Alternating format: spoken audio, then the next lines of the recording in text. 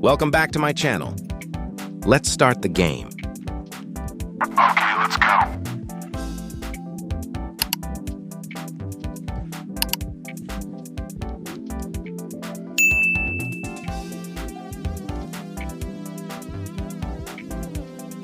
Roto and Otop were sitting on a park bench. The day was quite sunny, but a gentle breeze kept the atmosphere cool. Roto, with his slightly protruding belly, was engrossed in watching the pigeons pecking at breadcrumbs near their feet. Meanwhile, Otop, who was thinner and slightly taller than Roto, was busy playing on his phone. "Top," Roto greeted suddenly without taking his eyes off the birds. Otop replied briefly, his eyes still glued to the phone screen. "You know, Top, why do pigeons walk like they have no spirit?" Roto asked, with a serious but slightly odd tone. Otop sighed, putting his phone in his pants pocket. "I don't know, Toe. Why?" Roto turned to Otop with a thoughtful expression. "Because they never pay their motorcycle installments." Otop was silent for a moment, then burst into loud laughter. Several people around them turned their heads because of Otop's loud laughter. "Oh my gosh, Toe, you come up with the silliest things," said Otop, wiping tears from the corner of his eyes. "How could a bird be thinking about motorcycle installments?" "Well, who knows? Maybe it used to be an online package courier who went bankrupt and then reincarnated as a pigeon," Roto replied with an innocent face. Otop shook his head, smiling amusedly. "You really have a sharp mind when it comes to nonsense." Suddenly, a small child ran towards them carrying a fish-shaped kite.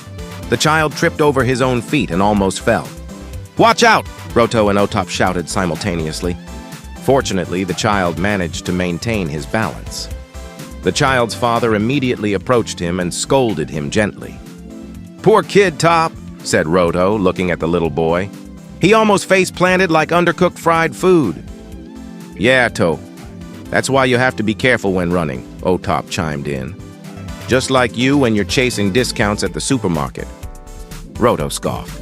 "Easy for you to say. I run elegantly like a deer caught in a door." Otop laughed again. "A deer caught in a door? That's pitiful, Toe, not elegant." Not long after, a middle-aged man with a faded t-shirt and a fedora hat stopped near them. The man carried an old guitar and began strumming a few discordant notes. "Wow, a street musician," Roto whispered. "Hopefully his song doesn't give me a stomachache." The man began to sing with a mediocre voice, crooning a love song with rather strange lyrics. "Ugh, Top? Is this a love song or a tire repairman's rant?" Roto whispered again, this time covering his mouth to stifle a laugh. Otop tried to hold back his laughter as well. "Maybe he's heartbroken, Toe. His love was rejected by the workshop owner's daughter." After a few songs that made their stomachs churn with suppressed laughter, the man collected money from some passers-by. Then, he left humming softly. "His earnings are not bad," Otop commented. "Yeah, Top. Apparently a spine-chilling voice can also make money," Roto replied. "It makes me wonder, what if we try too?" Otop looked at Roto suspiciously. "What are you going to do, Toe? Sing while doing a broken robot dance?" "No, I want to sell funny ideas like just now. I bet many people would pay to laugh," Roto replied, his eyes sparkling. That's an interesting idea," said Otop, thinking. "But are you sure anyone would pay just to hear you talk nonsense?" "Well, who knows? Instead of listening to politicians' speeches, it's better to listen to my jokes. More entertaining and doesn't raise blood pressure," said Roto confidently. Suddenly, a small dog ran towards them, barking cheerfully while wagging its tail. The dog dropped a tennis ball at Roto's feet. "Oh, we have a visitor," said Roto, petting the dog's head. "You want to play fetch, don't you?" The dog barked again as if agreeing. Roto picked up the ball and threw it. The dog ran after the ball enthusiastically. "Look, Top," said Roto, smiling. "Even dogs like me." "That's because you're holding the ball, Toe. Try without it," Otop replied, teasing slightly. Roto laughed. "Ah, you always spoil people's fun." They were both silent for a moment, enjoying the lively but still peaceful atmosphere of the park. Children were playing, people were exercising, and some couples were sitting and chatting. "It's nice, Top, sitting in the park like this in the late afternoon," said Roto, breaking the silence. Yeah, To. It's a nice way to refresh yourself from the routine, Otop replied, looking at the sun that was beginning to set in the west. It would be even better if there was a free coffee stall in this park, Roto blurted out. You're unbelievable, To. You only think about free stuff, Otop retorted, smiling. But I agree, though. Suddenly, a woman approached them with a panicked look on her face. Excuse me, gentlemen, she said. Have you seen my cat? It's black, with a small bell collar. Roto and Otop exchanged glances. They hadn't seen a black cat wandering around them. Oh dear, poor lady, she must be very panicked, said Roto. Yeah, Top, let's help her look, Otop suggested. They both stood up and began to observe the surroundings of the park, looking for the missing black cat.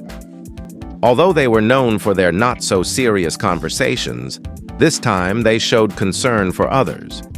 After searching for several minutes without results, the woman approached them again with a relieved expression.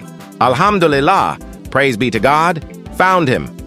Turns out he was hiding behind those bushes, she said, pointing towards a group of ornamental plants. Thank goodness, ma'am, said Roto, feeling relieved as well. Thank you so much, gentlemen, for being willing to help, the woman said sincerely. You're welcome, ma'am, replied Otop. After the woman left, Roto patted Otop on the shoulder. See, Top? Once in a while, we're useful to others, too. Yeah, To. Turns out chatting nonsense while helping people is more fun, Otop replied, smiling. The sun was getting lower on the western horizon, casting an orange hue across the sky. Roto and Otop sat back down on the park bench, feeling more refreshed after spending an afternoon full of laughter and a little bit of social action. I think we should come to the park more often, Top, said Roto. Who knows, we might find other funny ideas. That's a good idea, To. As long as it's not an idea to sell spine-chilling voices, Otop replied, chuckling. They both laughed together, enjoying the rest of the afternoon in the city park. Their friendship, colored with humor and togetherness, felt as warm as the afternoon sun.